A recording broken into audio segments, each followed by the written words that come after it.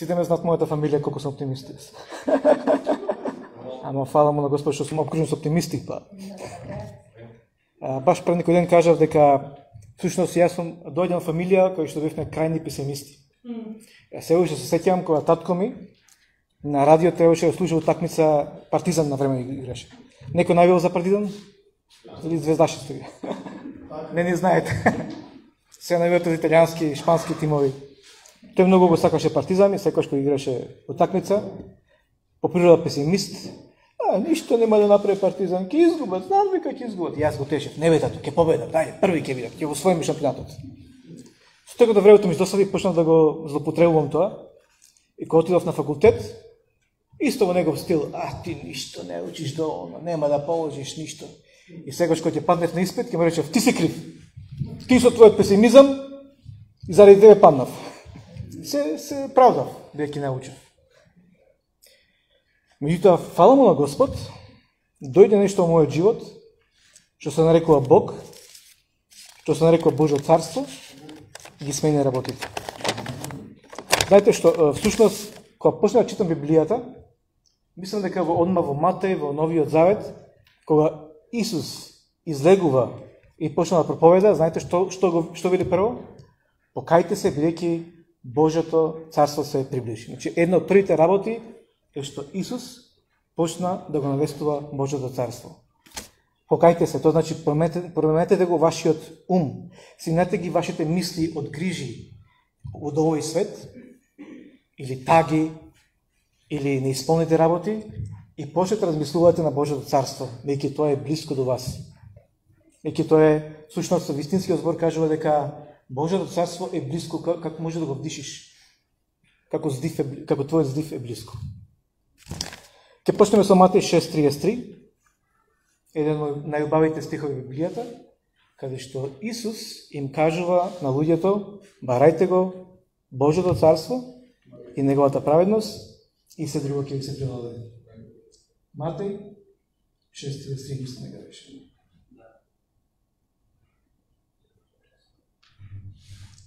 Туку барајте го најпрвен.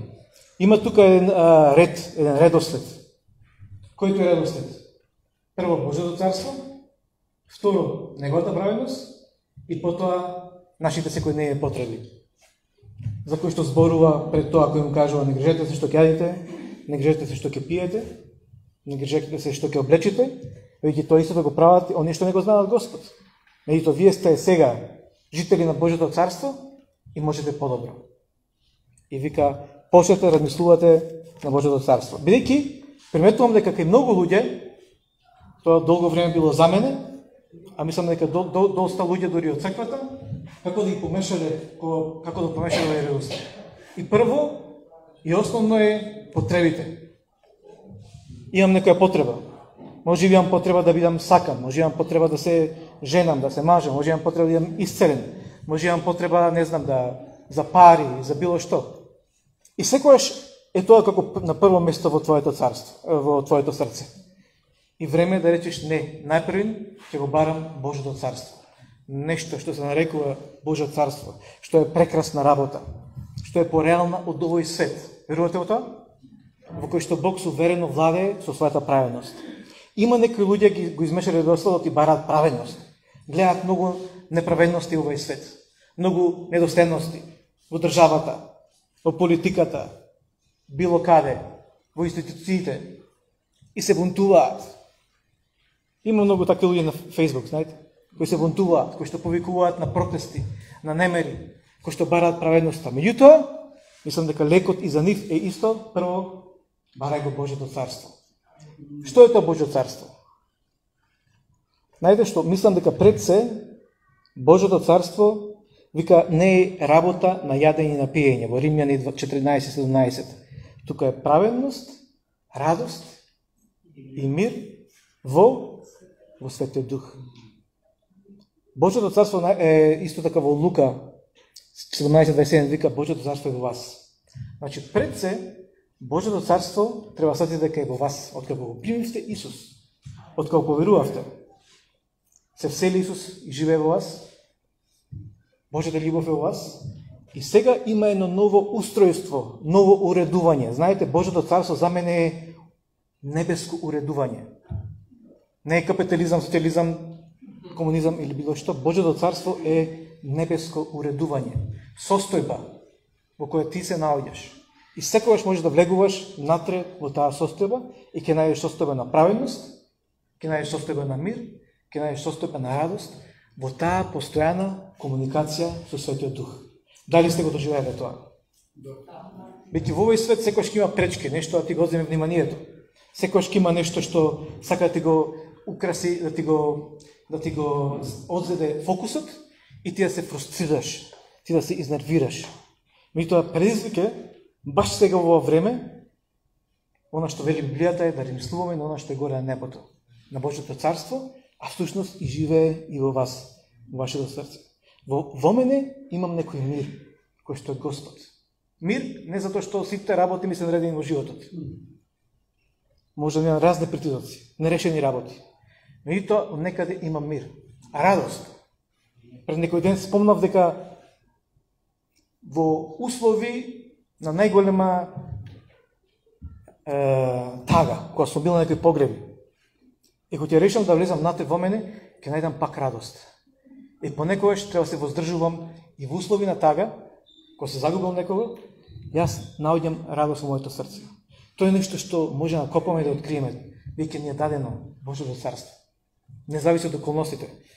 Нели Исус рекол, во светот ќе имате неволја, меѓутоа јас го победих светот. Божјото царство е пред се состојба, уредување внатре во тебе, константна комуникација со Светиот Дух. И не е работа на јадење и пиење. Божјото царство нема да донесе некој физичко задоволство, како што ќе те насити јадењето или пиењето. Меѓутоа, тоа е храна која што вистински исполнува. Нели Исус вика, јас имам вода, вечна вода, жива вода, и кој ќе пие од оваа вода нема да ожени. Вика, јас сум лебот на светот. Сакам да се фокусирам на тие работи. Божјото царство е исто крајна цел во нашите животи. Знаете што? Многу луѓе прават некои планови постојано, си поставуваат цели. Бејќи сакаат да редат успеси во сите полиња на животот. И за да бидам успешен во таа гранка, јас ќе си поставам цели и ќе бидам доследен и ќе ги осварам. И тоа е супер. Има многу луѓе од овој свет кои што се успешни, бидејќи се истрајни и доследни, и тоа е добра работа. Меѓутоа, јас би рекол дека крајна цел на сите нас е да дојде, како што е во нас, така да и во светот, да се манифестира тоа Божјо царство. Сите луѓе да признаат дека Исус е патот, вистината и животот. Затоа вика да биде Твоето царство, да биде Твојата волја. Нели? Молитвата Отче наш, како да се молиме, Исусе? Ќе се молите вака. Јас би рекол дека секаква цел што човек ќе се постави, без небеска перспектива во неја, на крај ќе предизвика да те обремени, да те олади спрема Бог и спрема црквата, и постои опасност да го помине животот градејќи некоја своја собствена империја, своје собствено царство. Ако ја нема таа божествена небеска перспектива во твојот живот. И што е тоа што те спречува да се фокусираш на Божјото царство? Има нешто, едно друго уредување, кој што владее тука, на планетата Земја, и Библијата го нарекува светот. Мислам дека грчкиот збор е космос ли беше? Не знам. Така нешто. Светот е земно уредување кое делува независно од Божјото царство. Значи, една главна одлика на овој свет е независност. Независност од Бог. Јас би нарекол падната димензија од Божјото создание. И тој свет, таа падната димензија, тоа уредување, сака да ти го укради Божјиот вистински од Бога даден идентитет. Веќе твојот вистински идентитет е син и ќерка на Бог. И ти наметнува некои земски, привремени, лажни идентитети. И ти се идентификуваш пред се по својата нација, по својата фамилија можеби, по својот статус, по својата интелигенција, не знам, по твојата окупација, хоби или било што. Додека Божјото царство, кога се фокусираш на него, секој сака да ти даде небеската перспектива. Кој вистински си ти во Исус Христос? Ме разбирате што да кажам? И светот е тоа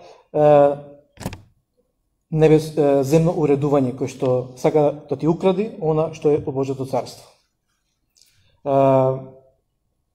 Во 2 Тимотеј 4:10 Павле со жалење констатира дека некои кои што биле заедно со него и заедно биле во Евангелието на Божјото царство го напуштиле. Демас, како се вика, го напуштил, отишол во Солун, на плажа може би, не знам. Вели затоа што го засака овој свет, го љубеше овој свет. Го љубеше ова уредување, му се допадна. Јас сум видел многу случаи такви. Во мојот христијански живот, христијанин сум од 24 година, тоа значи дека колку 27 години сум христијанин и сум видел се и се што. Не е 100, не ме да лажеш. Ти си од овој свет. Ајде да прочитаме што пишува во Псалм, 2 глава. Ќе треба време кога се префрлиш на Стариот Завет. Во Псалм 2 глава и ќе ги читаме 2 и 3 стих. Таму нешто се случува. Псалмистот, мислам дека е Давид, зборува за земските цареви, за земски управители и за народите. Викат, зошто се бунат народите и племињата смислуваат лоши работи? Се креваат царевите земски, значи управителите од овој свет и кнезовите и се собираат заедно против Господ и неговиот помазаник, тоа е Исус Христос.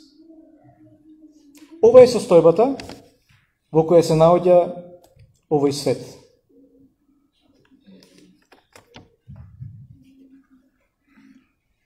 Зашто реков паднат? Затоа што се игнорира Господ и едноставно светот живее во непријателство спрема Бог. И така, сите мудреци од овој свет, како кажам, се креват во непријателство спрема Бог. Во Матеј 11:25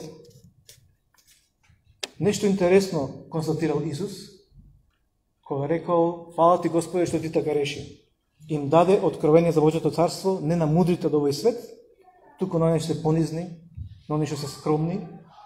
Ајде го најдеме тој. Матеј 11:25.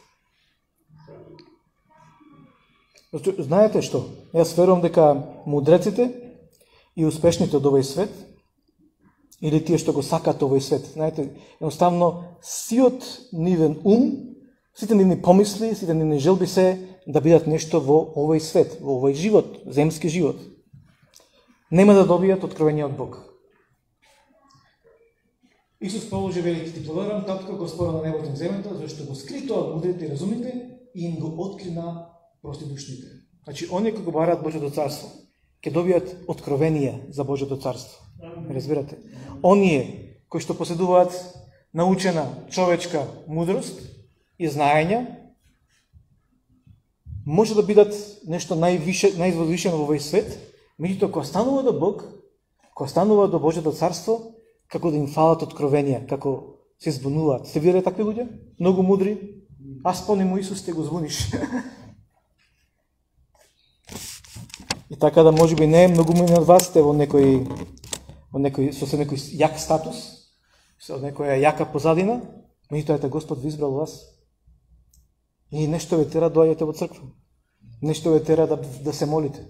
Нешто ве тера да му верувате на Господ. А за многу други луѓе тоа е баналност, тоа е најглупава работа. И тоа ви имате откровение дека постои Божјо царство и дека тоа царство ќе дојде на земјата и ќе владее секогаш. Амин. Тоа е нашата крајна цел. Јас би рекол вака. Мудреците и успешните од овој свет, или тие што го стакат овој свет, нема да добијат откровение од Бог. Мене ми е жал кој ќе забележам гордост и високо мислење кај некои личности кои од високо настапуваат и ја критикуваат Божјата црква градејќи го своето високо мислење врз основа на своите постигања и имања и статус кој што ги имат во овој свет. Ако си ти успешен во овој свет, не мора да значи дека треба да идеш водиш на црква. Разбирате? Веќе црквата не е организација. Црквата е нешто многу повозвишено. И треба откровение се разбери. Инаку со организациони способности, со човечка мудрост, со стратегии, со планови, можеме да станеме многу побројни. Јас верувам во тоа. Можеме да станеме многу јака заедница.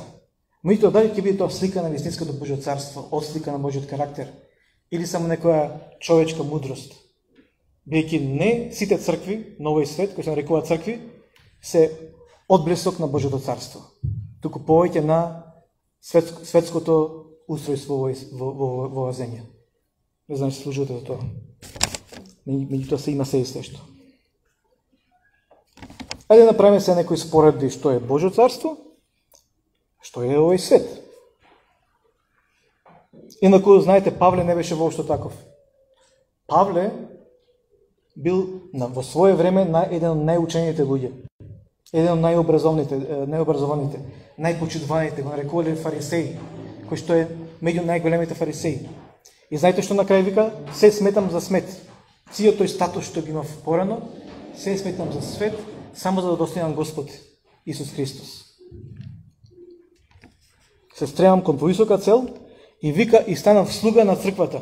Павле вика и станав слуга на црквата. Не и станав спасител.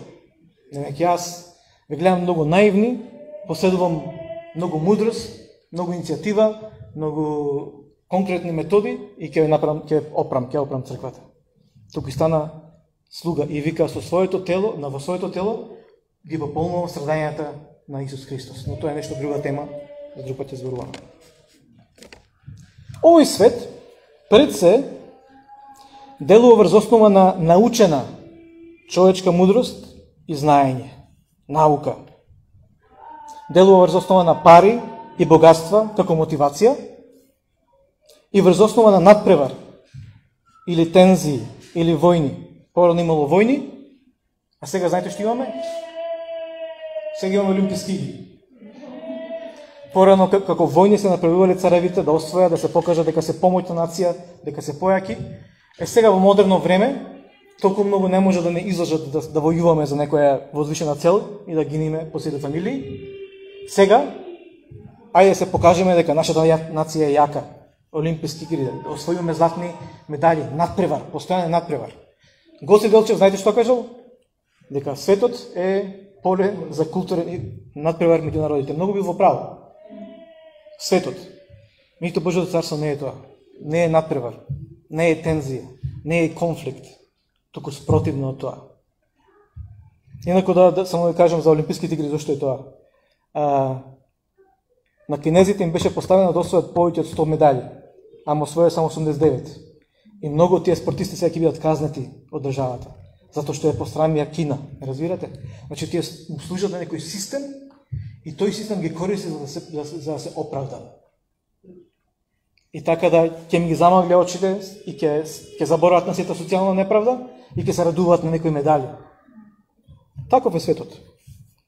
Меѓутоа не е тоа Божјото царство, некој лажен триумфализам. Туку Божјото царство се заснова врз вистина.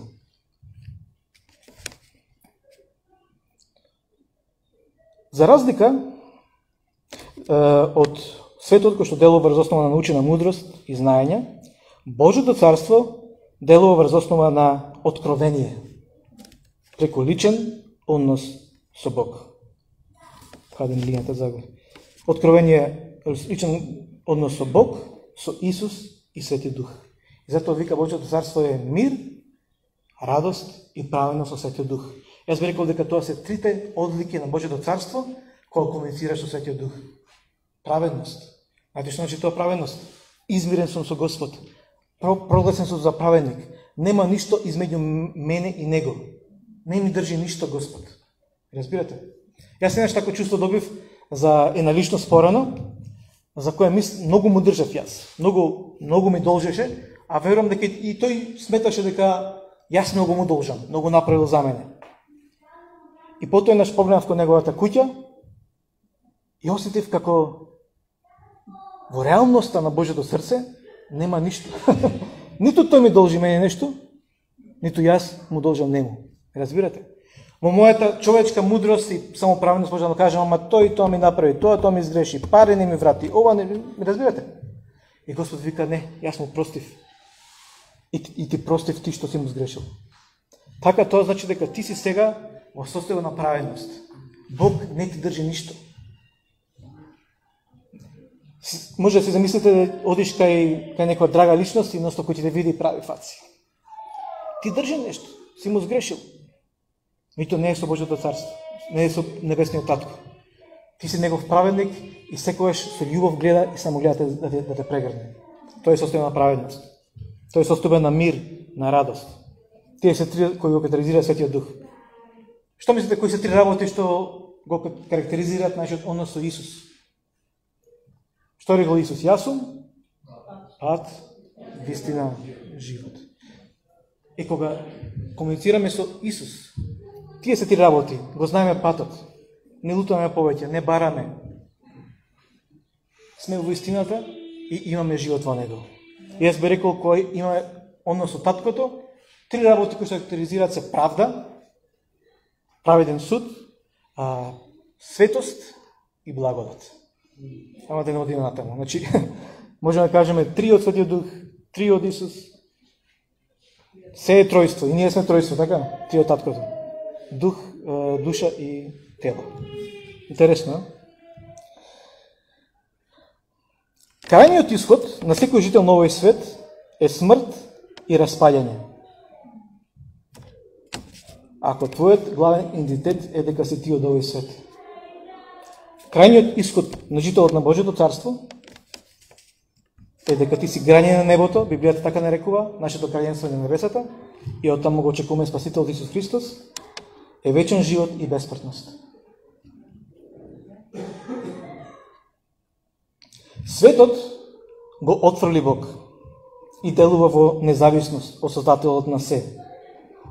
Делува врз основа на бунт, го игнорира се што се нарекува Господ, хуманизам и такви работи, можеме сами, независни. Може би Господ постои, може не постои, ама ако постои, може гајле му е, разбирате? Додека Божјото царство делува на ваков начин. И сега светот го мрази Бог и непријател на Бог, додека Бог го љуби овој свет.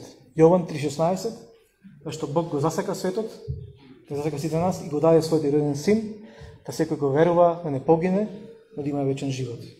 Не дека Бог го љуби уредување, што се нарекува свет. Ги љуби жителите на овој свет. Ги љуби луѓето кои што живеат, сакајќи или не сакајќи во стегите на земските царства. И сака да ги ослободи.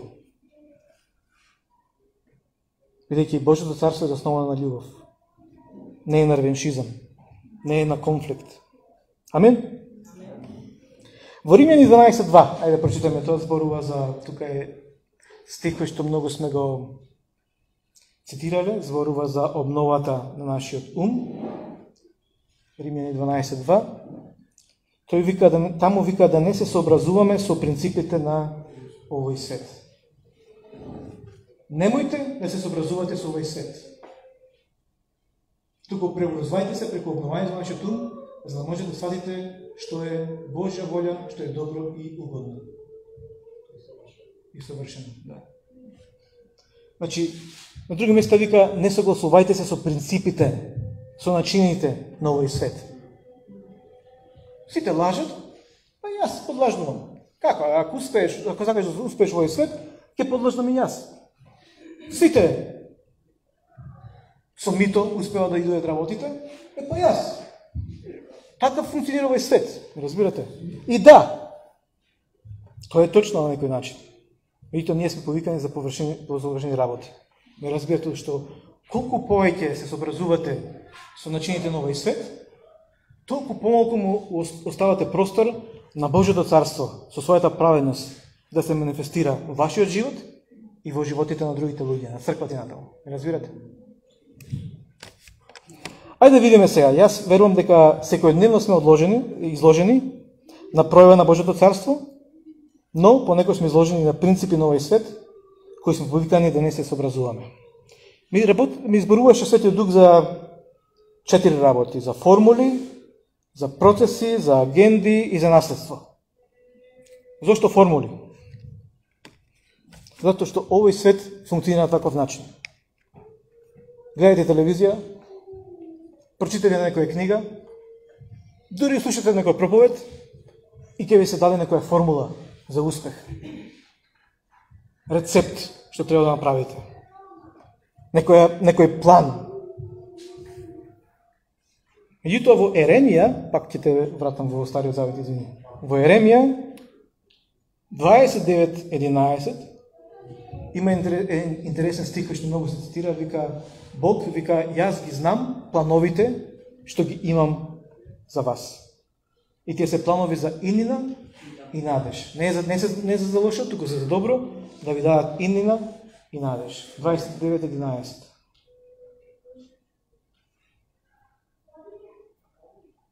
Зашто само јас, само Бог, не вашиот познат проповедник или на YouTube омилен учител. Зашто само јас ги знам замислите што ги мислите за вас, замисли за добро, а не за зло, да ви дадам иднина и надеж. И знаете што? Јас верувам дека за секој од нас Бог има поединечен план. Има различна стратегија за сите нас. Не вика Маја и Роза се многу слични и се исто со нив ќе правам. Иста стратегија има за нас. Не. Секој од нас поединечно има посебен план. Веќе, знаете, дури и од светот гледаме дека не постои нито една иста снегулка. Сите се различни во форма. Не постои никаков клон, не постои на вас, верувајте. Иако на личната карта која ќе ве сликаат и постои едно бројче, не знам дали знаете тоа, и кажува дека има 9 личности што се слични на мене по фацата. И тоа не се твои клонови. Така се е различно. И јас верувам дека Господ сака поединечно во личен однос со нас да ни го каже својот план, својата стратегија. Меѓутоа нас не е полесно некој друг да ни каже, надворешно, индиректно. Што да правам? Ќе направиш тој. Јас знам за една личност која се беше во голема криза, беше заљубена во неверник и ние тогаш млади христијани, немој. И па што да правам? Не можам, заљубена сум. И една личност ти кажа, јас верувам дека ако ја читаш Библијата по 4 глави, секој месец, секој ден, ќе те ослободи Господ од тоа. И ја читаш Библијата и пак остана заљубена во тој Господ, во тој човек, неверник, и си се зема со него. И Господ ја сака пак. Меѓутоа таа личност мислеше, слушнала може од некој проповедник, ова е чарето. Верувам дека сите вие сакате да советувате луѓе, или би сте биле советувани и на крај ништо не делува. Веќе ако делуваше за мене, не мора значи дека делува за некој друг. Јас и Маја многу добро знаеме. Јас можам да седам пасивен и да не направам ништо и да си го славам Господ и да си пеам. И јас сум многу задоволен од тоа. А Маја е поинаку скована сега, ќе речи, шо смалуваше пак. Таа, правејќи нешто, бивајќи активна, се чувствува исполнета од Господ. Различно сме скроени, имаме различни дарови. И затоа, знајќи го тоа, дека во Божјото царство нема толку многу формули, понекогаш нема толку многу доктрини. Знаете што? Господ треба да наслободи некои доктрини кои што биле доктрини пред 200 години, а всушност не се ослика на Божјото царство. А ние сме задлабочени во тоа. Не, жените вака, не знам што. Пушти го тоа, дозволи на Господ изборува. И затоа ми дојде ваква мисла да си простиме еден на друг. Ако некој совет што ти го дал некој не успеал, ако некоја молитва не била успешна, ако некој положил рака на тебе и не си бил исцелен, ако некој се застапувал за тебе не се покажало делотворно, не се разочарувај, прости. Бидејќи тука е Бог, вратата е отворена и можеш директно да му се приближиш да ти проговори, да те охрабри, да ти даде план, стратегија, излез. Аз би рекол вака, ајде пробајте барем еден ден, без да слушате нечија проповед. И ќе речеш, денеска ќе го слушам само Светиот Дух, што ќе ми прозвори. Сте направили така? Најлесно е да земаш некоја туѓа храна, туѓи откровенија, и тие кажуваат за успеси, за луѓе се спасуваат, ова направи, тоа направи. И на крај ти се обидуваш да направиш тоа, ама не делува. Еки Божјото царство не работи на таков начин. Се служуваме со ова или? Добро. Бидејќи таков е овој свет, знаете на кој начин делува овој свет? Во Колошани 2:20-27. Не допирај. Не се наслонувај на тоа. Не допирај го ова. И вика, тоа се мудрости и принципи на овој свет. И баш во ова време, живееме во такво време. Не се приближувај. Стави маска. Не фаќај. Не вкусувај. Не допирај. Не. Според човечки заповеди и учења. Тоа е начин на кој што функционира овој свет. Сега ќе почнете да гледате на вести и на вести толку многу ќе уплашат, толку многу ќе ја осрнат ситуацијата и на крај вие безпомошно ќе чекате, и мене мора да ме деси. И кога чекаш нешто, ќе ти се деси. Меѓутоа, ако ги чекаш работите од Божјото царство, ако бараш Божјото царство, нема ти се деси. Веќе има многу ветувања во Библијата кај што кажува околу мене сите да се заболат, да изумрат, а мене нема да види ништо. Амин. И така да клучот во оваа ситуација е да го бараш Божјото царство. Реалноста на Божјото царство. Комуникација со Светиот Дух. Втора работа за која што Светиот Дух ми зборуваше е процеси, а не настани. Ова сум го кажувал на многу луѓе. Мислам дека нашата христијанска доктрина е таква да се потенцираат настани. Крштевањето е еден настан кој што е многу важен. Пред тоа, покајничка молитва. Ако се помолиш и го примиш своето, тогаш си спасен. Така? Значи го се покајуваш, Господе, се кајам, те молувам, прости ми. Те примам во своето срце и сега Исус ќе се всели. Знаете колку пати јас сум ја кажувал таа покајничка молитва? Едно 5-6 пати. Првиот пат ме водеше и после тоа се викам, нешто не се фати. Не се чувствувам доволно духовен. Не сум сигурен дека сум спасен. Ај уште еднаш ќе ја молам. Евангелијација на Били Греем. И таму ја кажувам покајничката молитва. Уште нешто ме копка. Ме прашува дали си христијанин, па не знам, 67% сум христијанин, другите 33 не сум. Се дека Светиот Дух лично ми проговори и ми кажа, Николче, батали тоа, носто да се молиш, носто да се покајуваш, ти си моје чедо. Ти веќе си спасен. И така многу, меѓутоа сега е процес да растиш во мене, да го разработуваш тоа спасение. И така многу пати нешто што мислиме дека се настани, кои ќе се случат, се процеси. Доаѓањето на Исус ќе биде еден ден. Може би е процес. Ме разбирате? Потребно е време за тие работи.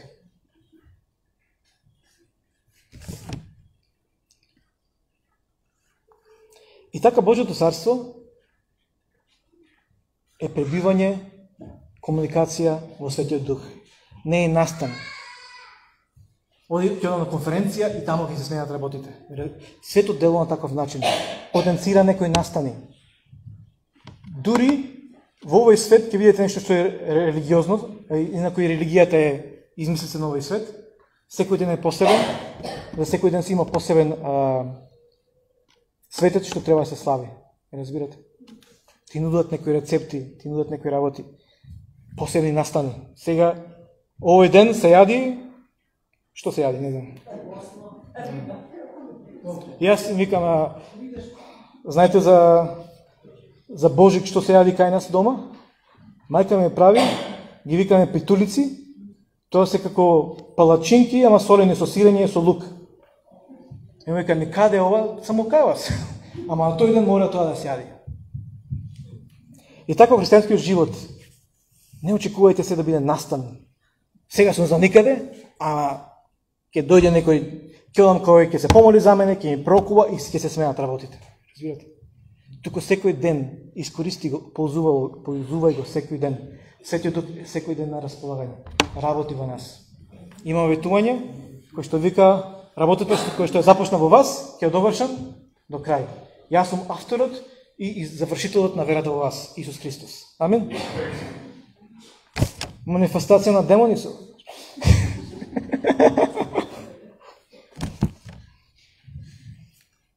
Слушам. Агенда. Знаете што е зборот агенда? Не знам како би се... Сите си имаме некој план, некоја агенда, некој распоред, така? Ова работа е важна, ова не е толку важна. Ова е приоритет, ова не е толку приоритет. И така има многу христијани кои што си имаат своји агенди. И во лето ќе правам тоа и тоа. Во зима ќе правам тоа и тоа. Во пролет и така со години истата работа. Разбирате? Епа Господ сака да ги руши тие сите ваши агенди, распореди и приоритети, бидејќи кога ја полагаме секојдневно нашата агенда, нашите замисли, нашите планови, тоа што му дозволуваме на Божјата агенда да стапи на настапи нашите животи. Служуваме со? Затоа што во Филипјани 2:20 Павле многу го фалил Тимотеј. Има пророштво за мене дека сум како Тимотеј. А пророштвото беше дека сум плашлив како Тимотеј, дека треба да бидам похрабар. А има и добри работи за Тимотеј. А тоа е, Павле вика, зашто немам друг истомисленик кој толку искрено ќе се грижи за вас, бидејќи сите други го барат своето, а не она што е на Исус Христос. Бидејќи има многу луѓе кои што го барат своето, имаат своја агенда, своји работи што сакаат да ги добијат. Меѓутоа има еден друг стих во Изреки 3:5-6 кој што ми се допаѓа и вика: во сите твои патишта препознавај го Господ и тој ќе ги исправи твоите патишта. Значи ќе го најдеш во Стариот Завет, Изреки 3:5-6. Јас тоа го правам. Имам своја агенда, така? Имам своја замисла. Тоа и тоа сакам да го направам. Меѓутоа секогаш ќе го положам тоа на Господ. Ќе го предам тебе, Господи. Според моите мислења, мислам дека е ова најправедно, најкорисно за мојата фамилија, за мене. И вика: надевај се на Господа од се срце и не се подпирај на својот разум. По сите твои патишта размислувај за него и тој ќе ти покаже твоите патеки. Значи предај ги твоите патишта и ќе ти ги покаже вистинските, ќе ти ги исправи. На друго место вика, ако се криви, ќе ти ги исправи. Се приближувам кон крајот. Понекогаш сакам да запрашам некои мои браќи и сестри, кои ќе донесат некоја многу важна одлука. Знаете, понекогаш имам некои многу важни одлуки што треба да се донесат. И само ќе ги запрашам, а после тоа ќе се постави, утнавме, не било тоа. Дали го запрашавте Господ кој донесе за таа одлука? Дали поминавте малку време така да чекате на Господ? Да се посоветувате со положени луѓе кои знаете дека нема да ви зборуваат, како кажам, да ве охрабруваат за се, туку ќе ви кажат вистината во очи.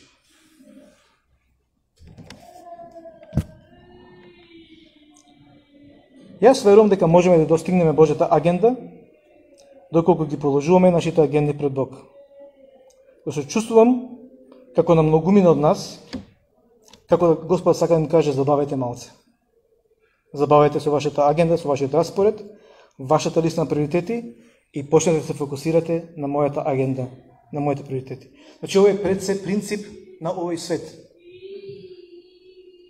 Се да имаш испланирано. И ако нешто случајно не испане вон планот, се фрустрирам. Сте личности кои што ќе ми испане нешто вон планот и крајно се фрустрирани. Се испланирале за овој ден, ќе го направам тоа и тоа и сега најнаш Господ те ги правите работите. Последна работа, за која што сакам да зборувам, е наследство. Многу луѓе сакаат убаво наследство. Знаете што е наследство? Кога некој ќе умре и ќе ви остави некој имање и пари. Да. Меѓутоа, ние треба да се фокусираме на наследството кој што е од Божјото царство. Веќе има наследство Божјото царство. Имаш наследство, се некои од нас имаме помалку, некои повеќе, и тоа е одлика на овој свет. Некои да имаат многу, некои малку, нема праведност. Меѓутоа Божјото царство, да, некои речи. Меѓутоа Божјото царство е царство на еднаквост. И Господ има наследство кое што никош нема да кажеш, а Господ зашто му даде ново повеќе. Видите, кој ќе влезеш во тоа наследство, наистина ќе речеш, ова е ова што ме исполнува. Не сакам повеќе ништо друго. Господ наистина ме познава, ова е она што ме исполнува. И гледам дека Божјото наследство е често кој ќе се зборува во Библијата е поврзано со благодата. Ајде ќе прочитаме некои стихови. Тит 3:7. Што кажува Тит 3:7? Послание до Тит 3:7. Мислам да ги имаш три глави? Има.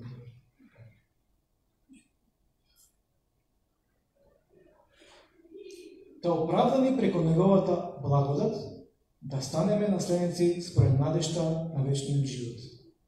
Гледате колко е клучна благодат.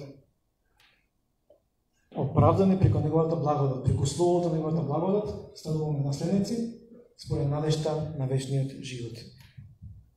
Дела 20:32, баш таму зборува за словото на благодат. Мислам дека Павле таму кога требал да замине и му пророкувале дека го следат маки, дека го следи затвор, ама тој сепак решил да замине и вика сега ве оставам на словото на неговата благодат. Дела 20:32. И сега ме препорачува на Бог. Често пати кога се молам, едноставно препорачувам личности, ти ги предавам Господи.